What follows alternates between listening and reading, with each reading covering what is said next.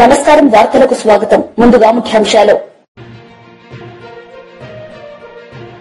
Swarnandhra 2047 division document ను ఆవిష్కరించిన ముఖ్యమంత్రి శ్రీ నారా చంద్రబాబు నాయుడు.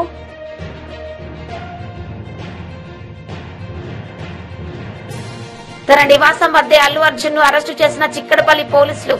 సంధ్యా థియేటర్ తొక్కిసలాట ఘటనలో Allu Arjun arrest. Swarnandhra 2047 division document ను ఆవిష్కరించిన ముఖ్యమంత్రి శ్రీ నారా చంద్రబాబు నాయుడు. ఈ సందర్భంగా ఆయన ప్రసంగించారు. ఆలోచిస్తున్నాం. నేను ఒకటే మీ అందరికీ విజ్ఞప్తి చేస్తున్నాను. ఈరోజు ఆధార్ అకౌంట్ ఉంది. ప్రతి ఒక్క ఇండివిజువల్ ని మనం అసెస్ చేయగలుగుతున్నాం. దీని తర్వాత ప్రతి ఒక్క ఇండివిజువల్ ని కుటుంబంగా మ్యాప్ చేస్తాం. అదే మరి ఏ ఇంట్లో ఉన్నారో మ్యాప్ చేస్తాం. వ్యక్తిగత ఆదాయం ఎంత ఉంది, కుటుంబ ఆదాయం ఎంత ఉంది, ఎవరికి స్పెషల్గా ప్రభుత్వం ప్రత్యేకమైన శ్రద్ధ చూపించాలనో చూపించడానికి ఒక కార్యక్రమాన్ని తీసుకొస్తాం. అందుకని ఇంకొక విషయం కూడా చెప్పాను. 1 ఫ్యామిలీ 1 ఎంటర్‌ప్రెన్యూర్, ఒక కుటుంబం ఒక పారిశ్రామికవేత్త రావాలనేది నా సంకల్పం. ఒకప్పుడు నేను మీ అందరికీ ఒక మాట చెప్పాను. 1 ఫ్యామిలీ 1 ఐటీ ప్రొఫెషనల్ అన్నాను.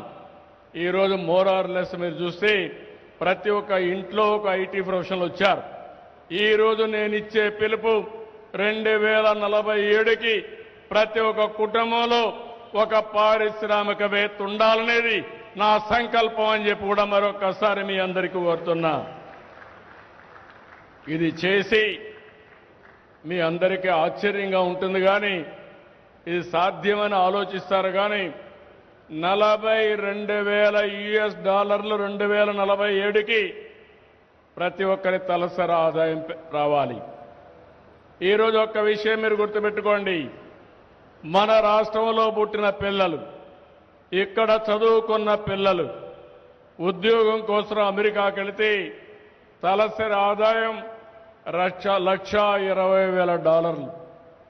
అమెరికాలో ఉండే అమెరికన్స్ ఆదాయం $60,000. అంటే వాళ్ళకంటే రెండింతల ఆదాయం మన వాళ్ళు సంపాదిస్తున్నారు. కానీ ఇక్కడుండే మన ఆదాయం $3,000 కంటే తక్కువ. అంటే 40 రెట్లు ఇక్కడ పుట్టిన పిల్లలు అమెరికాకి వెళ్ళి ఆదాయాన్ని సంపాదించే పరిస్థితికి వచ్చారంటే అలాంటి వాతావరణం క్రియేట్ చేస్తే ఇది సాధ్యమనేది నా ఆలోచన. ఇంకో పక్కన రెండో ప్రిన్సిపల్ మీరు చూస్తే ఉపాధి, ఉద్యోగం, ఎంప్లాయ్మెంట్. ప్రతి ఒక్కరికి ఉద్యోగం కల్పించే బాధ్యత తీసుకుంటాం. ఏ విధంగా చేయాలని అన్వేషిస్తాం. దీనికి నిరంతరం శ్రమ చేస్తాం. అందుకే నిన్న పాలసీలు తీసుకొస్తే ప్రతి ఒక్క పాలసీలో ఎక్కువ ఉద్యోగాలు ఇస్తామంటే వాళ్ళకి ఎక్కువ ఇన్సెంటివ్స్ పెట్టాం. ఈరోజు ఆంధ్రప్రదేశ్ రాష్ట్రాన్ని ప్రపంచానికి ఒక ఉపాధి కల్పించడానికి, నాలెడ్జ్ ఎకానమీలో సేవలు అందించడానికి ఒక కేంద్రంగా తయారు చేస్తాం. వర్క్ ఫ్రమ్ హోమ్ తీసుకొస్తాం. ఈరోజు చాలామంది పనిచేస్తున్నారు, ఇళ్లలో కూర్చుంటున్నారు, అమెరికాలో ఉండే కంపెనీలో పనిచేస్తున్నారు. కొంతమంది టౌన్లో పెట్టి ఏదైతే కోవర్కింగ్ స్పేస్లో ఇక్కడి నుంచి అమెరికాకు సేవలు చేసే పరిస్థితికి వచ్చారు. ఇదే కాకుండా మంచి పరిశ్రమలకు ప్రోత్సహిస్తున్నాం. అదే మరి ఎంఎస్ఎంఈలు ప్రమోట్ చేస్తున్నాం. ఈ విధంగా మీరు ఆలోచిస్తే రాబోయే రోజుల్లో ఉపాధి కల్పించగలిగితే ప్రపంచాన్ని శాసించే శక్తి మన యువతకు వస్తుంది. అందుకే ఎవ్రీడే ఎక్కడ మాట్లాడినా ప్రతి ఒక్కరికి ఏ విధంగా ఉపాధి కల్పించాలనో ఆ ఆలోచనతో ముందుకు పోతున్నాం. ఇంకొక విషయం కూడా మీరు గుర్తుపెట్టుకోవాల్సిన అవసరం ఉంది. భవిష్యత్తులో పనిచేసే విధానంలో మార్పులు వస్తున్నాయి. వర్చువల్ వర్కింగ్, ఇది ఫ్లెక్సిబుల్ వర్కింగ్ వస్తూ ఉంది. అంటే నాకు సమయం దొరికినప్పుడే నేను పనిచేస్తాను, ఇంకొకరికి అవసరమైనప్పుడే మన పని ఉపయోగించుకుంటారు. రెండు కూడా టెక్నాలజీ మ్యాచ్ చేస్తూ ఉంది.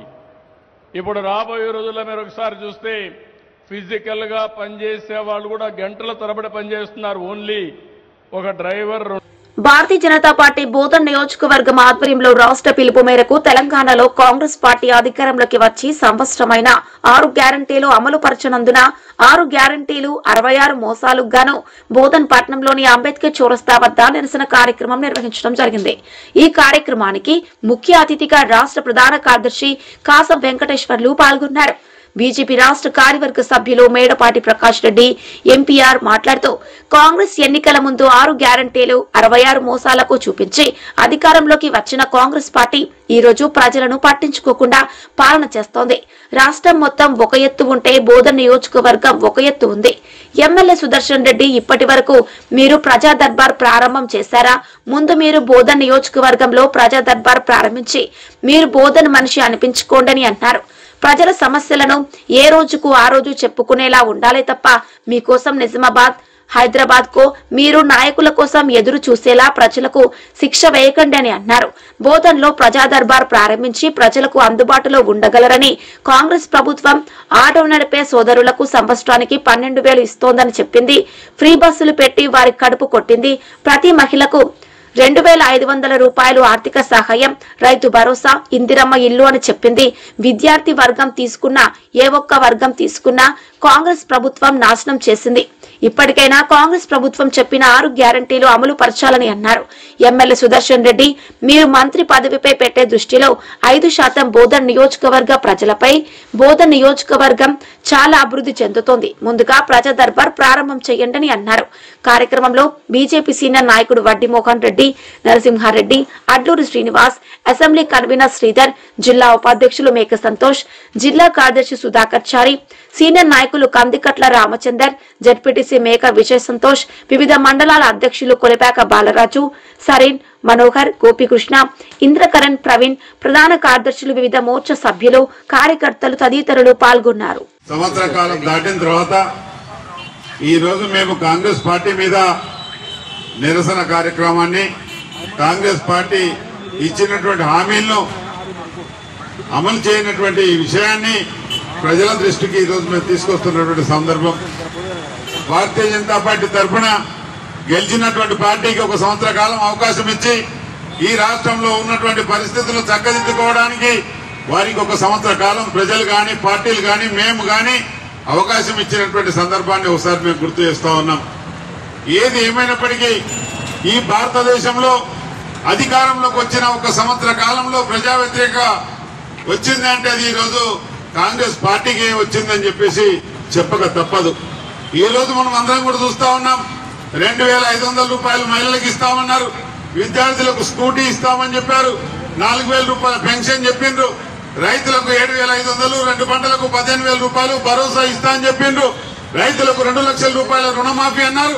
ఈ రోజు చూస్తుంటే 2 లక్షల రుణమాఫీ గాలికి పోయినట్టు. మళ్ళా జనవరిలో భరోసా ఇస్తాం, ఈ రుణమాఫీ లేదు అని చెబుతున్న సందర్భంలో చాలా మంది రైతులందరూ కూడా దిగాలు పడతా ఉన్నారు. 2 లక్షల మీద ఉన్న వాళ్ళు మీరు మీ 2 లక్షల మీద ఉన్నటువంటి అప్పును కట్టండి, మీ బ్యాంక్ ఖాతాలో 2 లక్షలు వేస్తామని చెప్పడం జరిగింది. ఈ రోజు 2 లక్షలు కాదు కదా, 1,00,000 రూపాయలు, 75,000, 1,50,000 ఉన్నటువంటి వాళ్ళకు కూడా రుణమాఫీకి రానటువంటి వ్యక్తులు చాలా మంది ఉన్నటువంటి సందర్భాన్ని నేను ఒకసారి గుర్తు చేస్తా ఉన్నాను. ఇప్పటికైనా కాంగ్రెస్ ప్రభుత్వం ప్రజలకు ఇచ్చినటువంటి హామీలను నిలబెట్టుకోవాలి. అదే రకంగా ఈ రోజు డెవలప్మెంట్ చూసినట్లయితే ఎక్కడ కూడా డెవలప్మెంట్ కానటువంటి విషయం, ఎక్కడ కూడా రోడ్లు వేయలేదు. గత ప్రభుత్వంలో డబుల్ బెడ్రూమ్లు అని చెప్పేసి డబుల్ చేసినటువంటి ఆ ప్రభుత్వం, ఈ ప్రభుత్వం ఇందిరమ్మ ఇల్లు అని చెప్పేసి ఎక్కడ కూడా ఒక ఇంటికి కూడా పునాదులు వేసింది లేదు, ముక్కు పోసింది లేదు. ఎక్కడ కూడా ఇళ్ల నిర్మాణం చేపట్టినటువంటి విషయాన్ని ఈ రోజు మేము గుర్తు తీసుకొస్తా ఉన్నాం. కాబట్టి ఈ రోజు నడిపిస్తూ ప్రజల్ని పట్టించుకోకుండా వాళ్ళ కుమ్ములాటలతోటే వాళ్ళకి సరిపోతుంది. అయితే ముఖ్యంగా రాష్ట్రం మొత్తం ఒక ఎత్తు అయితే ఒక సైడ్ తీసుకుంటే మన బోధన్ నియోజకవర్గాన్ని మనం ముఖ్యంగా ఒక విధంగా చూసినట్టయితే గత 5 సంవత్సరాలలో ఏదైతే దుర్మార్గం టీఆర్ఎస్ ప్రభుత్వం చేసిందో దాంట్లో ఏ రోజు కూడా ఒక చిన్న ధర్నా కానీ Congress party, Bharatiya Janata party, Congress party యొక్క ఎమ్మెల్యేగా సురేష్ రెడ్డి గారు ఇక్కడ గెలవడం జరిగింది. ముఖ్యంగా ఈ 6 గ్యారెంటీల గురించి 66 మోసాల గురించి ఇప్పటివరకు మిత్రులు సోదరులు అందరూ చెప్పారు. వాటన్నిటితో పాటు ముఖ్యంగా మేనిఫెస్టోలో 6 గ్యారెంటీల తర్వాత మొట్టమొదట ఉన్న అంశం రాష్ట్ర స్థాయిలో ప్రజా దర్బార్ ఓపెన్ చేస్తామని చెప్పారు. అట్లనే రెండో అంశం ప్రతి నియోజకవర్గంలో 7వ తారీఖు రోజు రిజల్ట్స్ వచ్చిన తర్వాత 9వ తారీఖు రోజు ప్రజా దర్బార్ ఓపెన్ చేస్తామని చెప్పడం జరిగింది. సుదర్శన్ రెడ్డి గారు ఉన్నారా 9వ తారీఖు నుంచి? అసలు బోధనలో ప్రజా దర్బార్ అనేది ఓపెన్ చేశారా? ముఖ్యంగా ఈ యొక్క వేదిక ద్వారా నా ముఖ్యమైన డిమాండ్ ఏంటంటే, అయ్యా సుదర్శన్ రెడ్డి గారు, మీరు ముందు బోధన వ్యక్తిని నడిపించుకోండి, బోధనలో ప్రజా దర్బార్ ఓపెన్ చేయండి. ప్రజల యొక్క సమస్యలని ఏ రోజుకి ఆ రోజు వాళ్ళు వచ్చి చెప్పుకునేటట్టు ఉండండి. కానీ మీకోసం నిజామాబాద్కి ఫోన్ చేయటమో, హైదరాబాద్కి ఫోన్ చేయటమో, లేకపోతే మీ నాయకుల కోసం ఢిల్లీకి ఫోన్ చేయటమో బోధన ప్రజలకి అటువంటి శిక్ష వేయకండి. దయచేసి బోధనలో ప్రజా దర్బార్ ఓపెన్ చేయండి. అలాగే ఇక తీసుకున్నట్లయితే వివిధ వర్గాలలో ఈరోజు ఇక్కడ ఆటో సోదరులు ఉన్నారు. ఆటో సోదరులకి మీ మేనిఫెస్టోలో సంవత్సరం తన నివాసం వద్దే అల్లు అర్జున్ ను అరెస్టు చేసిన చిక్కడపల్లి పోలీసులు. సంధ్యా థియేటర్ తొక్కిసలాట ఘటనలో అల్లు అర్జున్ అరెస్ట్.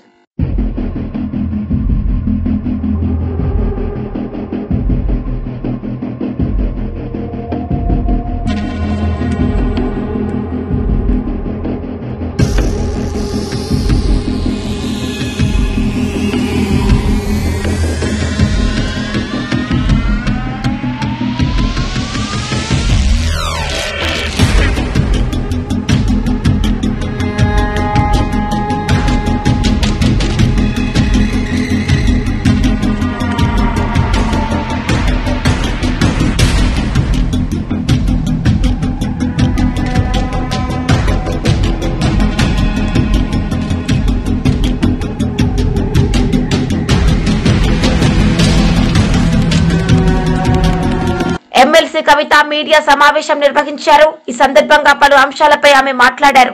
చర్చించాల్సినటువంటి అంశాలు ఏందన్నది ప్రజలతో కూడా పంచుకొని రేపు వస్తున్నటువంటి అనేక మంది మేధావులు ఇతర మిత్రులకు కూడా స్వాగతాన్ని తెలియజేస్తా ఉన్నాము. ఇవాళ మీరు గమనించినట్టయితే ఉమ్మడి ఆంధ్రప్రదేశ్లో ఉన్నప్పుడు మన తెలంగాణ అస్తిత్వం మీద రకరకాలుగా దాడి జరిగేది. అది మన భాషను అవహేళన చేయడం కావచ్చు, మన యాసను అవహేళన చేయడం కావచ్చు, మన దగ్గర కవులు కళాకారులు లేదనడం కావచ్చు, లేకపోతే మన పాటలు కాకుండా మన పాటలను మరిపించేటటువంటి ఇంకొక పాటలను ప్రభుత్వ వేదికల మీద పాడించడం కావచ్చు, మన పండగలను అవహేళన చేయడం కావచ్చు, మన పండగలకు ప్రాధాన్యత ఇవ్వకపోవడం కావచ్చు, మన దగ్గర ఉండేటటువంటి గంగా జమున తహజీబ్ని అవమానించే విధంగా మాట్లాడడం కావచ్చు. ఇవన్నీ కూడా మనం ఉమ్మడి ఆంధ్రప్రదేశ్లో భరించినాం, వాటిని ఫేస్ చేసినాం, వాటిని దాటుకొని ఉద్యమం చేసి ఇవాళ ప్రత్యేక తెలంగాణ రాష్ట్రాన్ని సాధించుకోవడం జరిగింది. ప్రత్యేక తెలంగాణ రాష్ట్రం సాధించుకున్న తర్వాత కేసీఆర్ గారు పెద్దలు ముఖ్యమంత్రి అయిన తర్వాత మరి చిన్నది పెద్దది అని చూడకుండా అది పాలపిట్టైనా, తంగేడు పువ్వు అయినా, జమ్మి చెట్టు అయినా, కృష్ణ జింక అయినా అన్నీ కూడా అధికారిక చిహ్నాలుగా ప్రకటించుకుంటూ, అట్లానే బతుకమ్మ పండుగ అయినా, బోనాల పండుగ అయినా వాటిని రాష్ట్ర పండుగలుగా ఆనాడే కేసీఆర్ గారు గుర్తించడం జరిగింది. అట్లానే తెలంగాణ సమాజానికి 100 సంవత్సరాలుగా అలవాటు ఉన్నటువంటి మత సామరస్యాన్ని కాపాడడానికి కూడా ఒక పక్క క్రిస్మస్ని ప్రభుత్వపరంగా చేస్తూ, ఇంకొక పక్క రమదాన్ని చేస్తూ, ఇంకొక పక్క బతుకమ్మ బోనాలు చేస్తూ, మరి అన్ని విధాలుగా కూడా మన గంగా జమున సంస్కృతిని కాపాడుతూ రావడం జరిగింది. మరి ఇవాళ 10 ఏళ్ళు బీఆర్ఎస్ పాలన తర్వాత ఒక రికార్డ్ లాగా ఒక చిన్న మత కల్లోలం కూడా లేకుండా మనం సాధించుకోవడం జరిగింది. ఇవాళ కాంగ్రెస్ ప్రభుత్వం వచ్చింది. వచ్చినప్పటి నుంచి ఏం జరుగుతుంది? వచ్చినప్పటి నుంచి రేవంత్ రెడ్డి గారు ముఖ్యమంత్రి గారు ఏం మాట్లాడుతూ ఉన్నారంటే, ఫస్ట్ తను మొదలు పెట్టడమే రాష్ట్ర అధికారిక చిహ్నం మారుస్తాను, ఆ చిహ్నంలోంచి చార్మినార్ తీసేస్తాను, ఆ చిహ్నంలోంచి కాకతీయ తోరణం తీసేస్తాను అనేటటువంటి అంశాలు మాట్లాడడం జరిగింది. మళ్ళీ ఏమైందో ఎవరు బుద్ధి చెప్పినరో పెద్దగా దాని జోలికి పోకుండా అది విరమించుకున్నట్టుగా అనిపించింది. ఆ తర్వాత మళ్ళీ ఏ పండగ వచ్చినా కూడా దాన్ని చేయకుండా, అంటే రమదాన్ పండుగ వచ్చింది, దానికి తోఫా ఇవ్వలేదు. బతుకమ్మ పండుగ వచ్చింది, మా ఆడబిడ్డలకు చీరలు ఇవ్వలేదు. రేపు క్రిస్మస్ వస్తుంది, దానికి కూడా వాళ్ళు ఏమి ఇచ్చే ఆలోచనలో కూడా కనీసం లేరు. అదేవిధంగా మరిగా ప్రభుత్వ వేడుకల్లో పాడుతున్నటువంటి పాటలు చూస్తే నిజంగా కన్నీళ్ళు వచ్చేటటువంటి పరిస్థితి.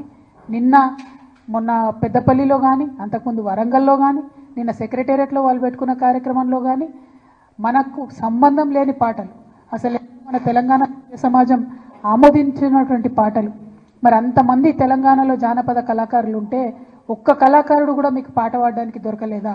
ఒక్క తెలంగాణ గీతం, తెలంగాణ సంస్కృతిని తెలిపేటటువంటి ఒక్క గీతం కూడా ప్రభుత్వ వేదికల్లో ఉండకూడదని మీరు అనుకున్నారా అని ఇవాళ మేము ప్రశ్నిస్తూ ఉన్నాం. మరి వాళ్ళు చేసిన కార్యక్రమం ఏంది? తెలంగాణ తల్లి రూపును మారుస్తామని చెప్పినారు. ఎట్లా మారుస్తారండి? ఎందుకు మారుస్తారు? అసలు ఇవాళ అనేకమైన విగ్రహాలు దేశంలో ఉంటాయి. ఒక్కసారి తెలంగాణ ప్రజలందరినీ కూడా ఆలోచించాలని నేను కోరుతా ఉన్నాను. గాంధీ గారి విగ్రహాలు పెట్టుకుంటాం మన ఊరూరా. ఏం జీవం ఉందని పెట్టుకుంటామండి? ప్రేమ ఉంది కాబట్టి మనసు నిండా. మాజీ మంత్రి శ్రీనివాస్ గౌడ్ మీడియా సమావేశం నిర్వహించారు. ఈ సందర్భంగా పలు అంశాలపై ఆయన మాట్లాడారు. ఇక ఈ చిన్న ఫార్ములా 40-50 కోట్లు ఖర్చు పెట్టిన దానికే విచారిస్తున్నాం, ఏసీబీకి పంపుతున్నాం అని భయభ్రాంతులు గురి చేస్తున్నారు మీరు. మరి ఒలింపిక్ నిర్వహించాలంటే ఎంత అవసరమో తెలుసా? ఎన్ని లక్షలు? దాదాపు 2 లక్షల పైన, 2-3 లక్షల కోట్ల ఖర్చు చేయాల్సిన అవసరం ఉంటుంది. 50 కోట్లకే మీరు ఏసీబీ అని పేరు పెట్టిస్తుంటే రేపు ఏ కంపెనీలు వస్తాయి హైదరాబాద్కు? ఏ స్పోర్ట్స్ నిర్వహించడానికి వస్తాయి?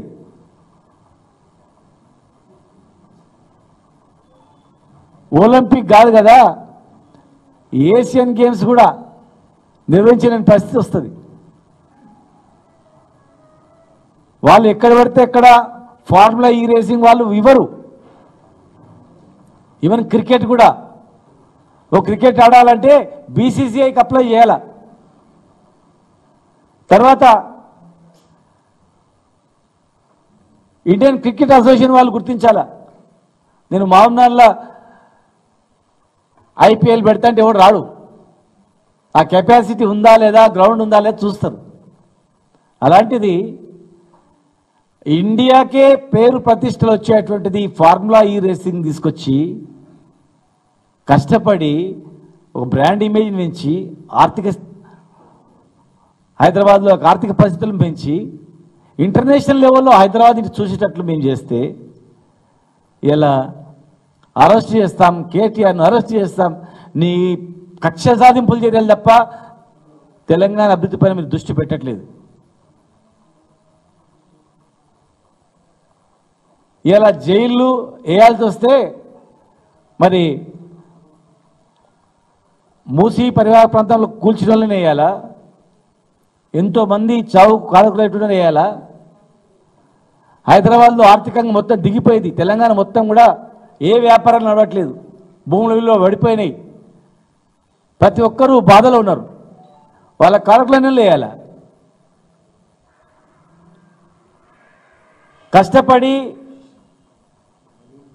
కష్టపడి తన శక్తినంతా ఉపయోగించి ఇలా తెలంగాణ ఇమేజ్ పెంచుతూ వస్తుంటే ఈ ప్రభుత్వం వచ్చిన సంవత్సరంలో, ఈ సంవత్సర కాలంలో తెలంగాణ మొత్తం కూడా అన్ని రంగాల్లో పడిపోయింది. ఒక్క ఫార్ములా ఈ రేసింగ్ మీదనే మీరు జైల్లో పెడతామని చెప్తున్నారు. మీరు ఇక ఏం స్పోర్ట్స్ నిర్వహిస్తారు? స్పోర్ట్స్ యూనివర్సిటీ ఏం కడతారు? ఒలింపిక్స్ ఎట్లా చేస్తారు? ఏషియన్ గేమ్స్ ఎట్లా చేస్తారు? కామన్వెల్త్ గేమ్స్ ఎట్లా తీసుకురాగలుగుతారు? ఎవరైనా హైదరాబాద్లో స్పోర్ట్స్ ఈవెంట్ నిర్వహించాలంటే భయపడే పరిస్థితి వస్తున్నారు. హైదరాబాద్లో ఒక ఈవెంట్ చేయాలంటే ఇక్కడ ఈవెంట్ చేస్తే లేని కష్టాలు వస్తారా అని చెప్పి అసలు కేసులు పెట్టాల్సింది కేటీఆర్ మీద కాదు, ఈ ప్రభుత్వం మీద వస్తుంది. ఎందుకంటే కేటీఆర్ గారు ఒక నిర్ణయం కాదు, ఒక మంత్రి అంటే ప్రభుత్వ నిర్ణయం. అది ఒక ప్రభుత్వం తీసుకున్న నిర్ణయాన్ని మీరు వచ్చి వ్యతిరేకించొద్దు. ప్రభుత్వం నిర్ణయించిన దాన్ని కొనసాగించాలా. మీరు కొనసాగించినందుకు కొన్ని వందల కోట్ల, వేల కోట్ల నష్టం ఆ సంస్థకు అవుతుంది. రేపు భవిష్యత్తులో వాళ్ళు ఈ ప్రభుత్వం మీద కేసు పెడతారు, మీ మీద కేసు పెడతారు. కేటీఆర్ మీద కేసు పెట్టడం కలల మాట, గుర్తుపెట్టుకోండి. రేపు వాళ్ళే ఫార్ములా వాళ్ళే ఒక ప్రభుత్వం ఇచ్చినటువంటి ఒప్పందాన్ని ఇంకొక ప్రభుత్వం ఒప్పందాన్ని క్యాన్సిల్ చేసినందుకు మరి ప్రపంచవ్యాప్తంగా ఉన్నటువంటి అనేక మందికి మాకు నష్టం జరిగింది, మేము బుక్ చేసుకున్నాం, మా పేరు ప్రతిష్ట పోయినని చెప్పి ఆ సంస్థ ఫార్ములా ఈ రేసింగ్ మీ పైన పరువు నష్టం వేయడానికి సిద్ధంగా అవుతుంది. దాన్ని దృష్టిలో పెట్టుకోండి.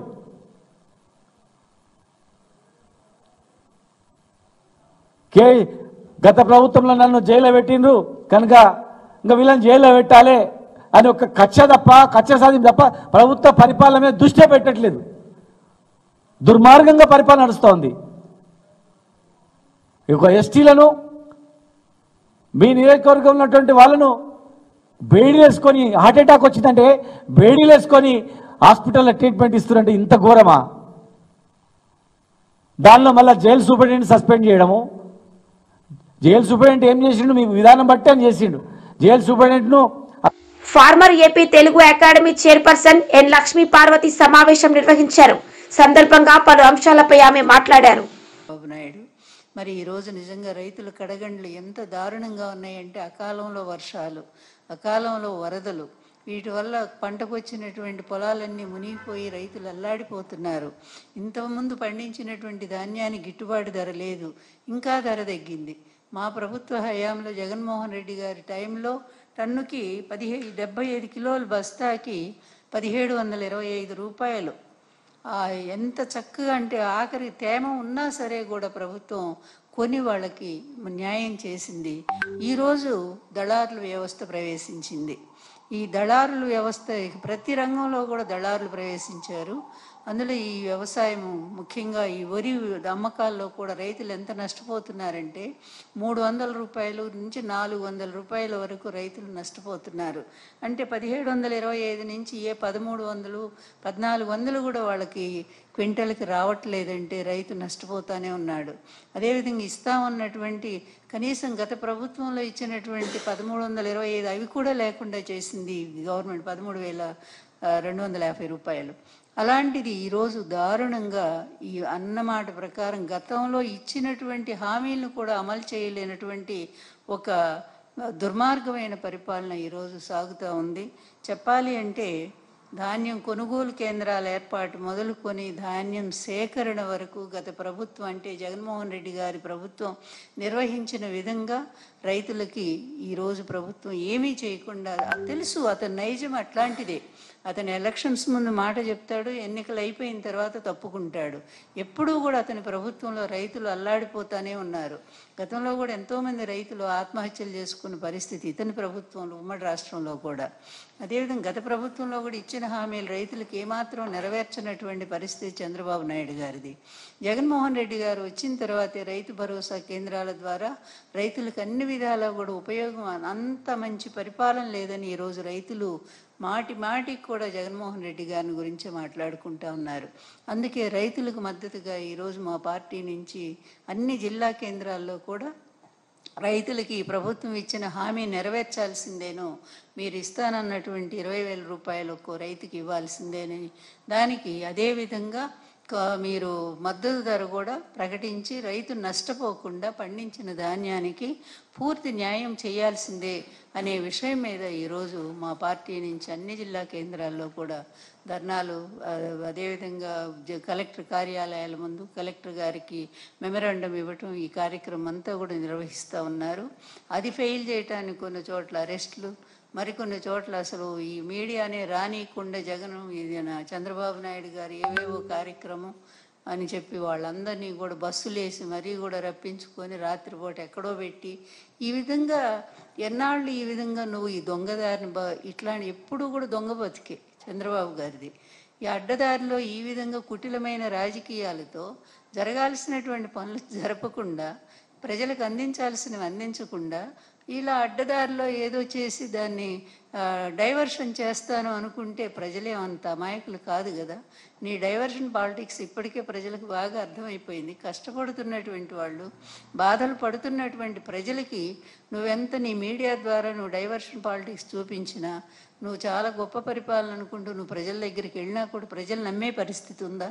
ఈరోజు ప్రజలు అందరూ, అన్ని వర్గాల వాళ్ళు కూడా ఎంత సఫర్ అవుతున్నారు. కడుపులో చల్ల కదలకుండా జగన్మోహన్ రెడ్డి గారి ప్రభుత్వంలో ఇంటికే మరి అన్నీ అందించి పేద వర్గాలను ఆదుకున్నారు.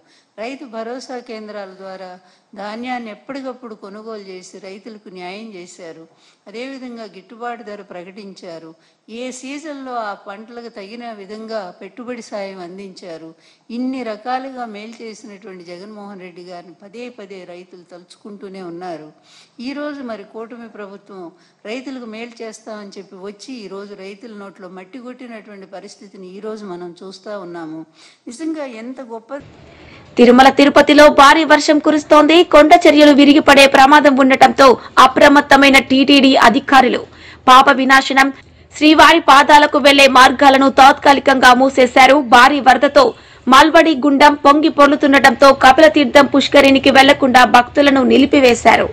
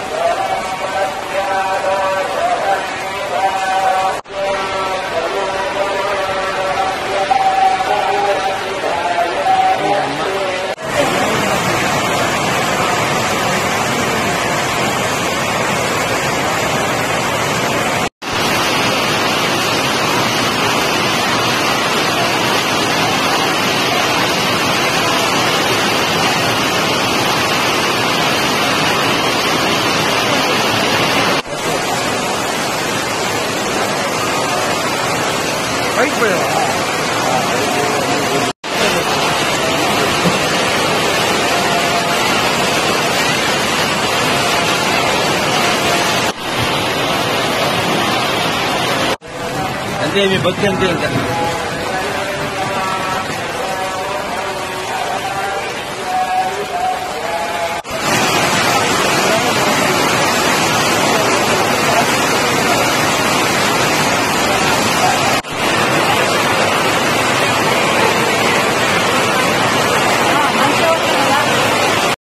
వార్తలు ముగించే ముందు ముఖ్యాంశాలు మరోసారి. స్వర్ణాంధ్ర 2047 డివిజన్ డాక్యుమెంట్ ను ఆవిష్కరించిన ముఖ్యమంత్రి శ్రీ నారా చంద్రబాబు నాయుడు.